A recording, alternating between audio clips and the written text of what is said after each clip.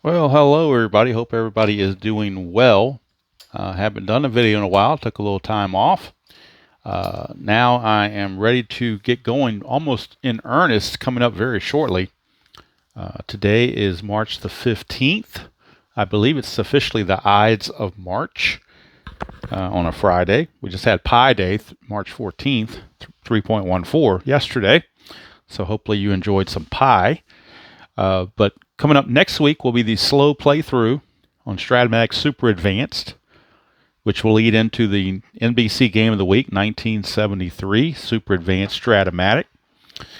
But I want to have some other project to go along with that because that's really not that much of a project. It's just one game a week, and I'm letting the computer sim everything else. So I really want to have a, kind of a full thing project going on besides just playing random games of Fall Classic or Payoff Pitch or Inside Pitch or Season Ticket. So I thought I would go ahead and take a different direction. And this is a direction that I took 2 years ago. Didn't take this direction last year, but I thought it would be good to revisit this. And it may be to the detriment of some, but and enjoyment of others. It just depends on where you fall on the scale. But anyway, I've got a box here, so we're gonna do it. It was an impromptu unboxing. I really did not think I was gonna do this on a video, and for some reason, I just said, "What the hell?" So I'll do it. But if I change my mind, of course, then I'll delete this, and you won't ever see it. But if you do see it, then that means I decided to go ahead and go through with it, whether or not it was a good idea or not. Which for me is par for the course because sometimes I do a lot of things that aren't good ideas.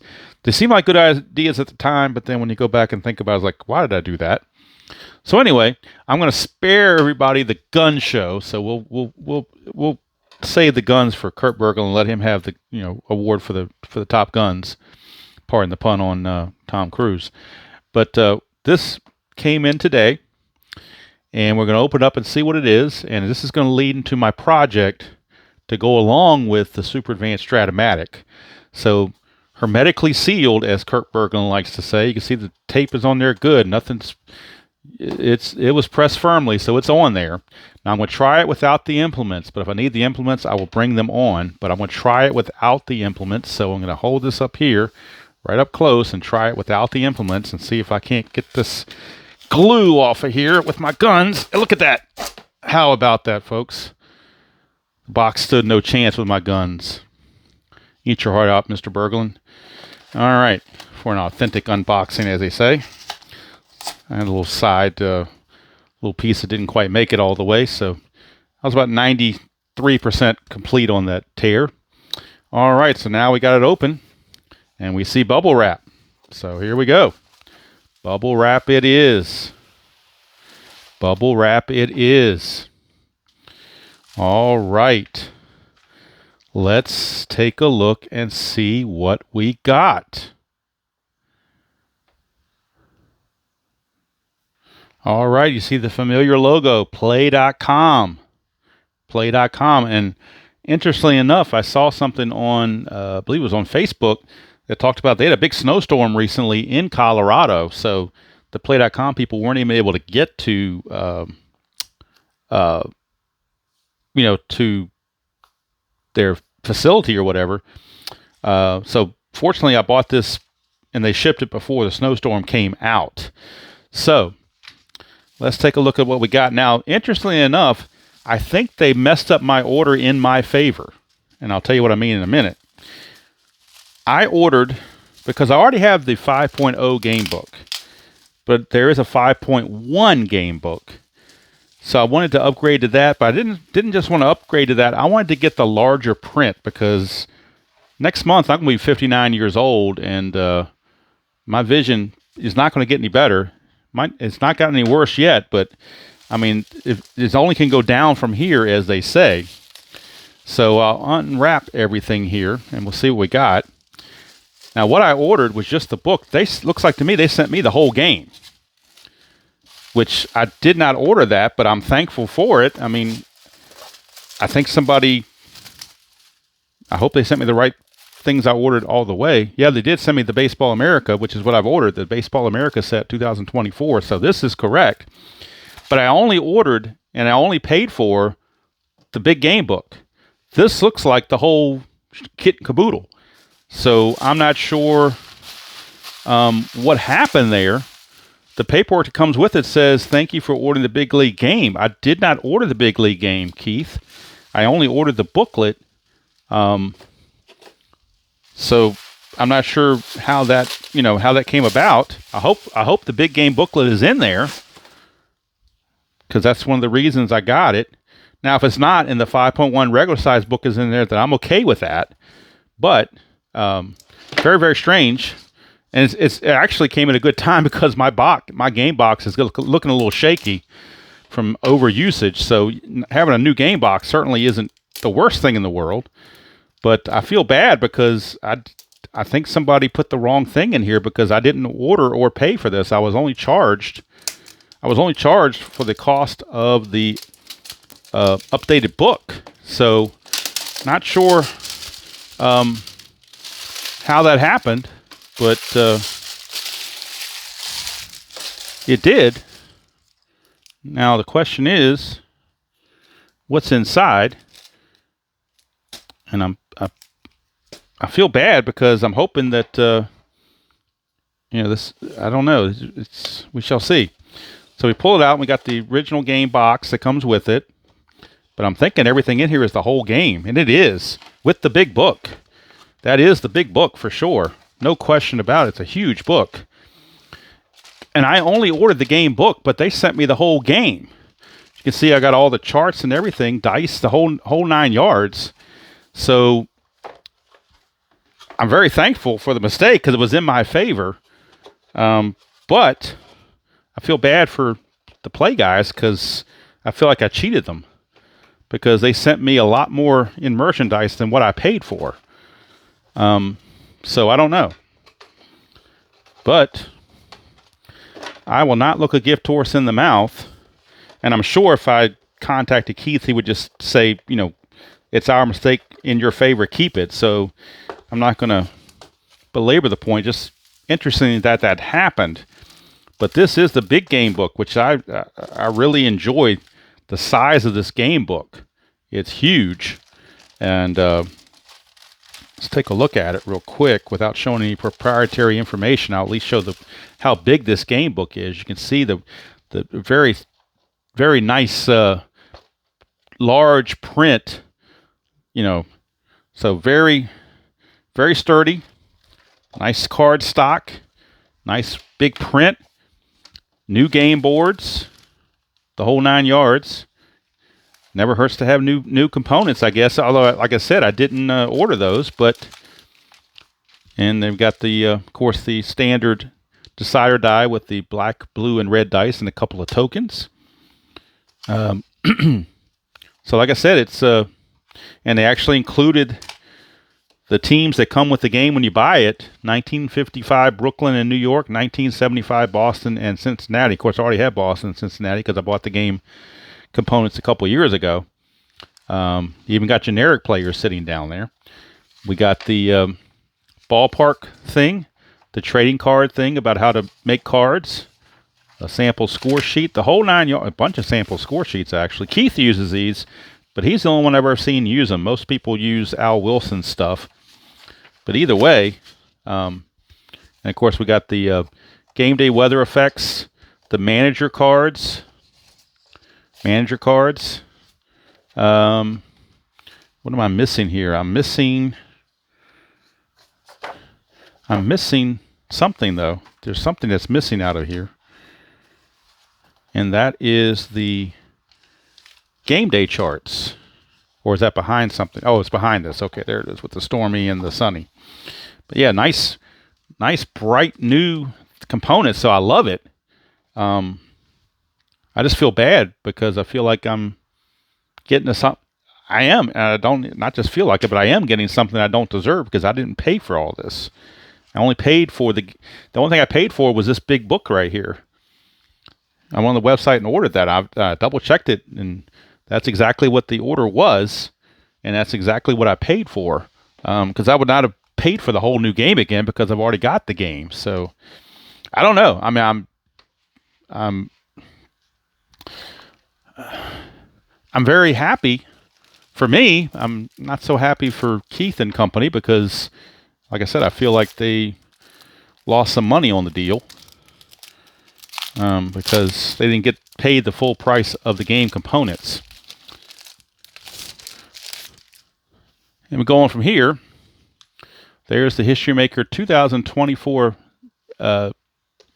lead-in with all the projected records of the teams involved. Apparently, St. Louis is supposed to be really good. Look at that, 105 and 57. And, of course, I'm basing this on the Universal Instant Results chart.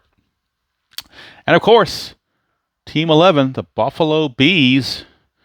And so, despite the groans of many, Kip Scary will be back for another season of Buffalo Bees baseball.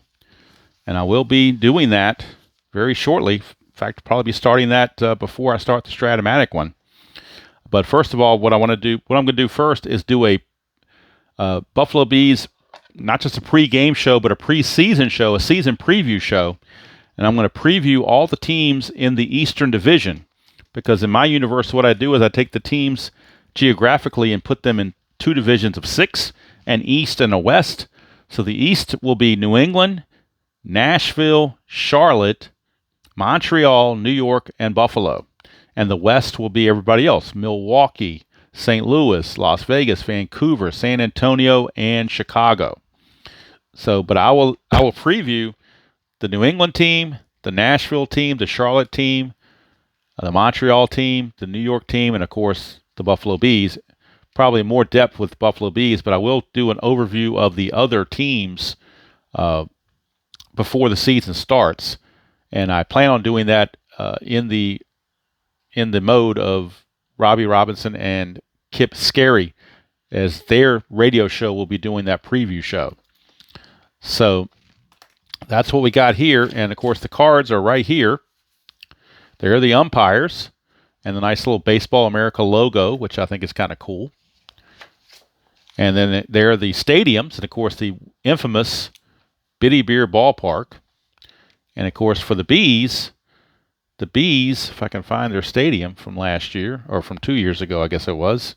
I'm trying to remember which stadium I played in. They didn't change the stadiums, did they? I'm thinking it was National Airway Stadium, but I don't know. I don't have it in front of me because it's been a while since I played it. So I'm thinking Bitty Beer obviously is going to be for the New England Minutemen. And I'm thinking Econo Brew has to be for the Milwaukee Barrelmen because of the Milwaukee and where the beer is and stuff. And I think there's a dome in there somewhere. I thought there was a dome in here somewhere, but maybe it's not. I'll have to double check it to be for sure. But then we've got our batter cards and whatnot. Interesting design this year. These are the free agents. So if I need somebody off the team, I know Mose Reyna used to be on one of the teams. Pantoja used to be on the teams. Now, I've been 2 years away from this, so there's been a lot of player activity that I'm not aware of that I'm going to have to catch up on. So I got my work cut out for me for that to get up to speed. So I really want to take about a week or so to go through this and get myself up to speed on the players, familiarize myself with the players, and before I do a presentation. Here we go with the initial the New England Minutemen, and they have a former Buffalo Bee in J.R. Keel.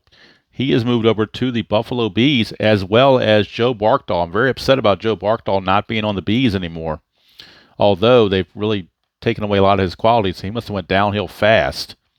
But he was definitely not stoic, and he had some champion qualities 2 years ago. So he must have gotten older and maybe losing a step. I don't know, but we'll see. These are the Minutemen, and these are the Barrelmen. So each team has, let's see, it's 18 players here and 24. So 12 pitchers and 12 batters, I assume, and probably will add one free agent, so they have a 25-man roster. There's Johnny Fortune, the poster boy. Remember, they had a T-shirt from him a couple of years ago. Josh Bell, now on the Barrelman. He was with Chicago and very Good player, one of the better players in the league, Josh Bell. And let's see what else we got here. See if I can see any players that I recognize from the Bees from previous.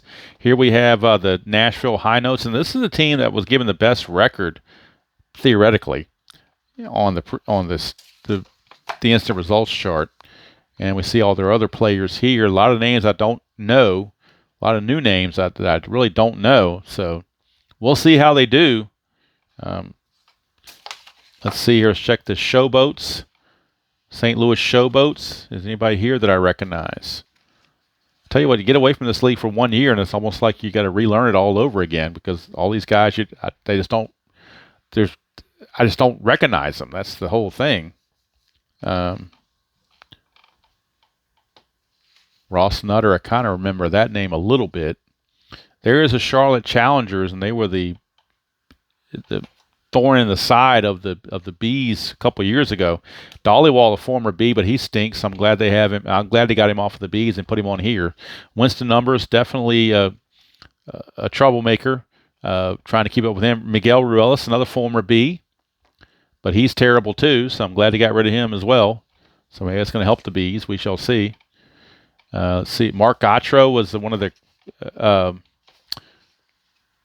relief pitchers. I think it was a closer for the Bees 2 years ago, but they've reduced his quality down to just semi-control, so he seems to have lost quite a step. Then we've got the Las Vegas Big Shots. Dallas Archery. I really hated losing Dallas Archery, but he's gone downhill too. I mean, they've given him nothing. He's blank all the way around, except he's stoic. But he is a gold catcher, and he's an icon, but he didn't have any of the qualities he had a couple years ago, so he must be getting older and losing a step as well. Let's see who else is out there on this team of the Big Shots that I can recognize. And there's not really anybody here that stands out. So we come over here to the Vancouver Voyagers. I like the name True Jones. I don't know that much about what team he was on before, but I do like the name. How Keith and them come up with these names is beyond me, but they're very creative. I will say that. Just because one time I sat down and tried to come up with fake names, and it's not as easy as you think it is. That's for sure. So there are the Voyagers, and then we go over to the Royal Blues, the Montreal Royal Blues. Took Dominic Tazzy from the Minutemen. I'm sure Steve Tower was not happy about that. They lost him. He's an icon, semi-gold catcher, and he's a hero and a slugger. Boy, he's pretty good. Pretty good. Let's see what else they have here in the Blues. Royal Blues, I should say. Not just Blues, but Royal Blues. Not anybody else I can really recognize. All right, the San Antonio Six Guns. Nobody. I know the name Jude Brannon. Look at that. Semi-champion, semi-slugger, and semi-home run king. Pretty darn good. Plus semi-gold at first base with a delta rating of a double. And he is an icon. He's a little stoic, but that's about it. Pretty good player. Sylvester Shade was a free agent in the last Buffalo Bees league from 2 years ago. So Trini Pimentel, that hurts.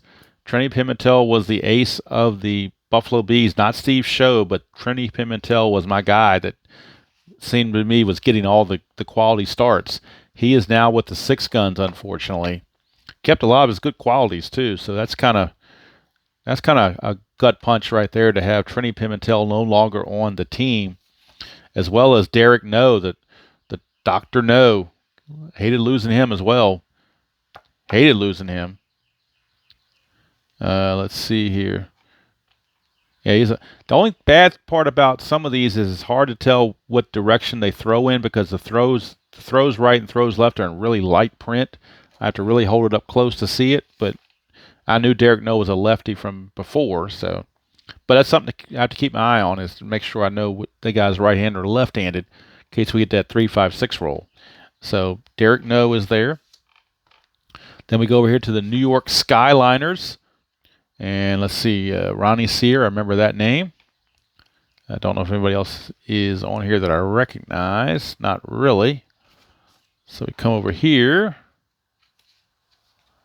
I remember Sergio Colorado from one of the teams. I don't remember which team it was, but you got star, double flash, and double control. I'd say it's pretty good. All right, here are our Bees. So we have Dylan Hutto, and I'll do a complete, what do you call it, preview later on. But anyway, and interestingly enough, the guy Ignacio Ora was the free agent I used for the Bees 2 years ago, and now they put him on the Bees. So that's interesting that they put him there. Seth frickin' Ranieri is there. He still stinks. Let's see here. Dexter Ford, I believe he came from the Minutemen. Lamont Clark, he's still terrible. Look at Hutto though. Semi-hero, semi-slugger, semi-home run king. Still a semi-prospect, which is strange because he's been in the league for a couple of years now, but he's semi-gold. He was iron at one point, and he was utility. Now they got him strictly at first base. So he's a right-hand hitting first baseman. I like the name Darren Room. Plenty of room at catcher with Darren Room. But they also have Corey Shorter, but he's not very good. Let's see, don't recognize too many other guys from here. Check some of the other pitchers. There is Steve Show. But boy, they've dropped him down to a semi-struggler. So even though he has double flash and control, he's a semi-struggler. So that's going to be tough. They got Whitehouse as a free agent. And Gus Groover's a free agent. But they got some work cut out for him. Mickey Gosnell, remember him from 2 years ago. Bobby Chang, I got to figure out who the closer's going to be. It would might be by committee. Although Keon Jackson is semi-ace and semi-flash, so but it's a prospect. I hate having a prospect as your closer. But we'll work it out and figure it out. Then we go to the Chicago Brawlers.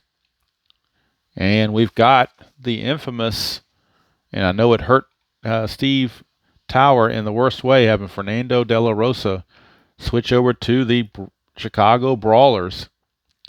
So, and look at Felipe Calillo. Look at that card. A Delta for a triple, and he's got semi-hero, champion, semi-slugger, and a semi-whiffer and eager. So good qualities there for him as well. Don't see anybody else. So there you go. So I got to separate all these things and get everybody in place and whatnot. But I will be doing a season preview show for the Eastern Division in the realm of the Buffalo Bees Radio Network with Ronnie Robinson and Kip Scary. And of course, Kip Scary originated with when I was doing the 1987 Atlanta Braves season replay with History Maker. Of course, take off on Kip Scary. So that's where that came from. And then when I decided to do the Buffalo Bees radio thing, Kip Scary just seemed to come in my mind. So that's how he was born. And I kind of made him more of a grumpy old man, more of a get off my lawn guy. So that's kind of his character trait, is the get off my lawn guy. So anyway, like I said, I just ordered the book and the Baseball America set. I did not order the whole game, but I was sent the whole game. So I appreciate it. I'll take it as a blessing and not look a gift horse in the mouth, as they say. But I'm not sure what happened on the order, how that got mixed up like that. But I don't know. Maybe when you order maybe if you order the big book, they send you. That doesn't make sense though, because that's cheaper than buying the whole game. So I'm not sure. Like I said, I don't know what happened, but either way, it's here. So 2 projects going to be happening throughout the spring and summertime. And that's going to be the NBC Game of the Week on Stratomatic Super Advanced 1973. That's 1 game every Saturday afternoon. And then Stratomatic Computer will sim everything else, and we'll do the playoffs and stuff when that comes along. And, of course, the Buffalo Bees in Baseball America will be using the instant results chart to sim everything else. I will enter the Buffalo Bees players and the opponents as they come up in Stratomatic Computer, so that I can have a place to keep stats. So I'll have it in the Stratomatic Computer, and I will score the game on paper and then input that into Stratomatic so that can keep the stats for me and let me know how the team is doing. Not doing that for the other teams. I'm just keeping their wins and losses is all I'm doing with that, based on their proposed records and this universal chart. One thing that's very interesting, Charlotte was one of the tougher teams 2 years ago. Now they're near the bottom. They're at the bottom pretty much. Them and Nashville are both projected to be at the bottom. Very, very strange. Buffalo is projected to be 475. So they're showing San Antonio, Montreal, Las Vegas, and especially St. Louis to be the top team, and Chicago as well. So they're predicting Chicago and St. Louis to be 100 win teams. How about that? Well, we'll see how it plays out. That's why you play the game, as they say. So I'm thinking about, in the Buffalo Bees thing this time, about using these manager cards, but I may or may not do that. I have to wait and see on that. I will have to wait and see. So I got to put the teams in there, separate everybody, and then get the umpires in their crews to figure out what umpires I want on what crew. Usually what I do is I look at their characteristics and then try to, I don't want like 3 questionable umpires in one crew. I want to space it around a bit. And that way, when you play a 3-game series, each of those umpires will be at the different bases, and you'll be able to have an experience of having a strict umpire at home and also a questionable umpire at home, and that will trigger all the things in the game book as well. So that's it. Like I said, I'm kind of stunned. I'm appreciatively stunned, but there you go. I have the old book downstairs. I wish I had the old book to compare it to the size of the new book, but very big book. I can already see it's going to be very easy to read. I can put the book up when I'm playing. I can put it up against on a standees, and away from where I'm trying to look, and I can read it perfectly. I'm looking at it now, and it looks beautiful. So I'm definitely glad I got the big size book, because that's definitely going to help me as I get older. Everybody gets older, but I mean, I'm sure as I get on in years that my vision will not improve. It'll only get worse. So trying to think in the future on that and check over everything. Game Instructions 5.0, I don't think there's been anything added to this, but I will read through it just to be on the safe side, just to double check and make sure I'm not missing out on anything that may have been updated that I didn't know about. So I will definitely check that out. And like I said, this year I think I will use weather effects. I'm obviously going to use the game day stuff, but only for the Bees, not for the other teams. But I definitely will want to use the weather effects. Of course, when the Bees are at home, they'll be at the Northeast region. And, the season's actually going to start, theoretically, May 1, 2024. I'll start before then, but in the fictional world, it's going to be May 1, 2024. So we'll start in May, and it should go 54 games out. I'm playing 54 games. It's going to be 6 teams in each division, so the Bees are going to play 6 games against the other 5 teams in their division for 30 games. So that's 30 of the 54. Then the other division has 6 teams, playing them 4 times each, 2 at home, 2 on the road. That's 24 games. Ergo, that's the 54. So that's it from here. I really look forward to delving into this and learning about the players, catching up. Like I said, I've been away for 2 years on the fictional set. So Ronnie Robinson and Kip Scary have to learn all these new players, and they'll probably in the videos, in the storyline, they'll probably grunt and groan about losing guys like Trini Pimentel and losing guys like Joe Barkdahl. But that's all part of the fun, and then they'll probably make fun of the general manager or something. But then maybe they'll get surprises by the free agents they did sign or the rookies that came up. So that's all the fun of History Maker Baseball. You can do your own universe, do your own thing. There's no there's no wrong answer. It's just like that Outback Steakhouse, no rules, just right. And as long as you're having fun with it, that's all that matters. I know Steve Tower is the aficionado at the fictional sets, but I was for a long time I was against fictional. I said there's no way in the world I'm doing a fictional set. But I tell you what, until you try it, you don't know how much fun it is until you try it. I'm just saying. So anyway, that's it from here. Be on the lookout shortly next week, probably sometime, for the Stratomatic Super Advanced Slow Playthrough, and also be on the lookout for the season preview show of the Buffalo Bees 2024 with your hosts Ronnie Robinson and Kip Scary. So until then, enjoy playing whatever game you choose to play. I would choose to play it, and I'll see you all down the road.